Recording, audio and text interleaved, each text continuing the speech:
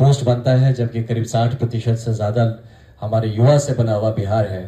और इनकी बातों को उठाने अगर कोई जाए या उठाने की कोशिश करे तो अभी रिसेंट में दिखा कि लाठी डंडे खाने पड़ते हैं, कोई सुनने वाला है नहीं।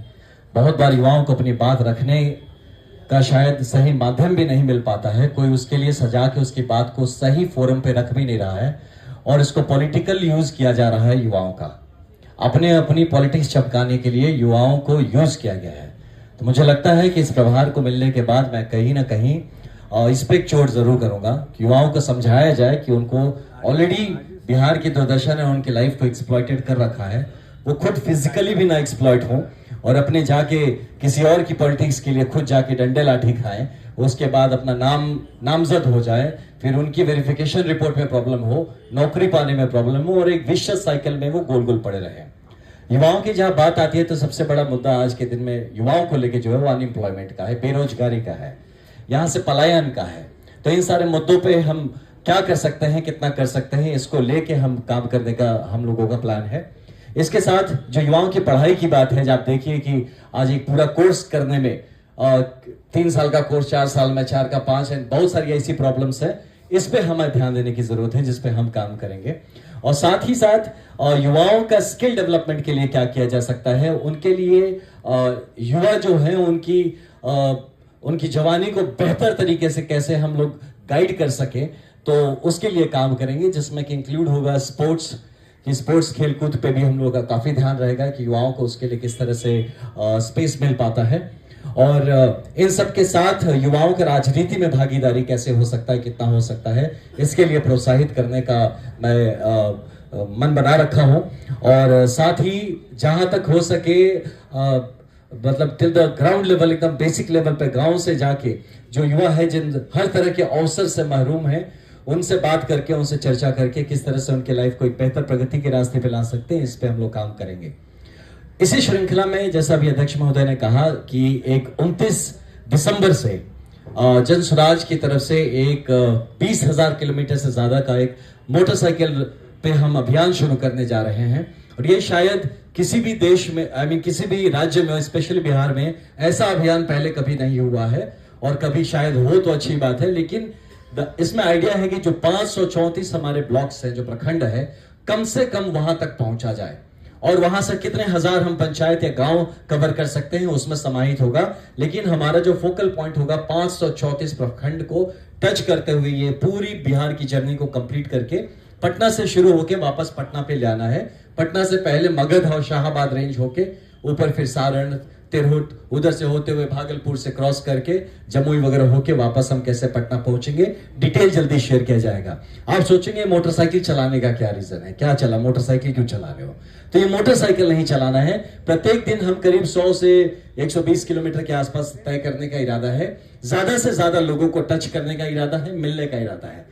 सबसे इंपॉर्टेंट बात मैं आपको बताते, मुझे आपको भी इसमें इंटरेस्ट होगा कि जन स्वराज का प्योरली और कंप्लीटली पॉलिटिकल कैंपेन के तौर पे शायद ये बाइक रैली स्टार्ट होने वाला, जहां पे इसका पूरी तरह से नेतृत्व जो है वो हमारे जन स्वराज के नेता हैं, वो जो जमीन पे नेता है वो नेतृत्व लेंगे। उनके क्षेत्र में क्या करना है, कहां जाना है, कहां रहना है, खाना पीना, सोना, बात करना, सभा करना, ये सब हमारे लोकल नेता तय करेंगे। इसमें एक दो और इंपॉर्टेंट पार्ट है। आप सोचेंगे कि इस पूरे में आप तय कैसे करेंगे कि आपका ये रैली सक्सेसफुल हुआ कि नहीं। तो इरादा है कि जितनी जगहों पे हम जाते हैं, हमारे नेतृत्व से ये आह्वान रहेगा कि कितने नए हम सदस्य जोड़ते हैं। ये एक सदस्यता अभियान के तौर पे भी खड़ा हो जाएगा, जहां हमारे अभी जो जमीनी नेता है वो कितने कितने लोगों को लेके आते हैं, उससे उनके नेतृत्व की मजबूती भी तय की जाएगी और उसका एक फीडबैक मैकेनिज्म मैं पर्सनली ग्राउंड पे जाके कहीं ना कहीं रीड करेंगे। हम में है बहुत लोगों ने 5-5 हजार लोगों को जोड़ा है, या कुछ हजार, कोई 2000, कोई 5000 और ज्यादा लोगों को जोड़ा है। तो हम ये भी देखने जा रहे हैं कि क्या अब जितनों को जोड़ा है उसका 10% लोग भी आप जमीन पे उतार सकते हैं, ला सकते हैं, क्या आपके नेतृत्व में क्षमता है। साथ ही बहुत सारे लोग हैं जो टिकट की दावेदारी करेंगे जन स्वराज से, तो उनके लिए भी चेकिंग है कि जब हम जमीन पे जन स्वराज का कार्यक्रम पहुंचता है तो आपके कितने सपोर्टर्स हैं जो आपके पीछे खड़े हैं, आपके साथ आते हैं, आपका वहां पे जमीनी पकड़ क्या है, जो आप जनसुराज के टिकट का क्लेम करेंगे तो वो भी कहीं उनको दिखाना पड़ेगा, और हम इसका भी फीडबैक लेके आके अध्यक्ष महोदय के समक्ष जमा करेंगे। जबकि आगे टिकट डिसाइड होगा या नेतृत्व डिसाइड होगा तो इन सब मुद्दों को हम इस पे ध्यान पे रखा जाएगा।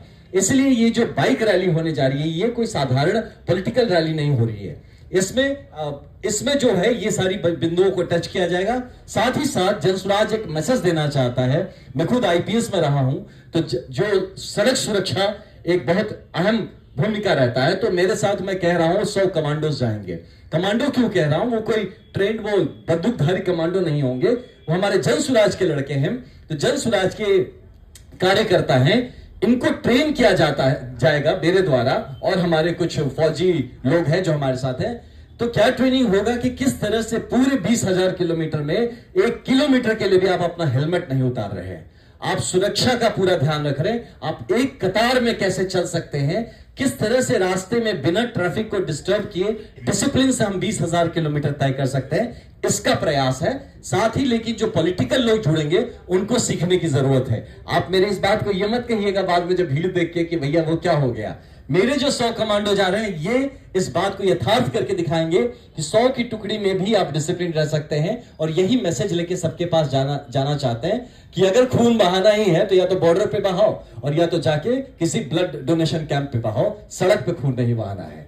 तो ये भी एक मैसेज होगा जनसुराज की तरफ से, और ये लेके युवाओं को लेके मैं काफी उत्सुक हूं। और धन्यवाद देना चाहता हूं प्रशांत किशोर भैया का और हमारे माननीय अध्यक्ष जी का, जो इन्होंने मुझ पे भरोसा जताया, ये प्रभार दिया, और पूरी तरह से मैं इसमें लग जाऊंगा। और आई एम श्योर कि एक नया युवा खड़ा होगा बिहार के लिए, जो नए बिहार बनाने में अहम भूमिका निभाएगा। बहुत धन्यवाद।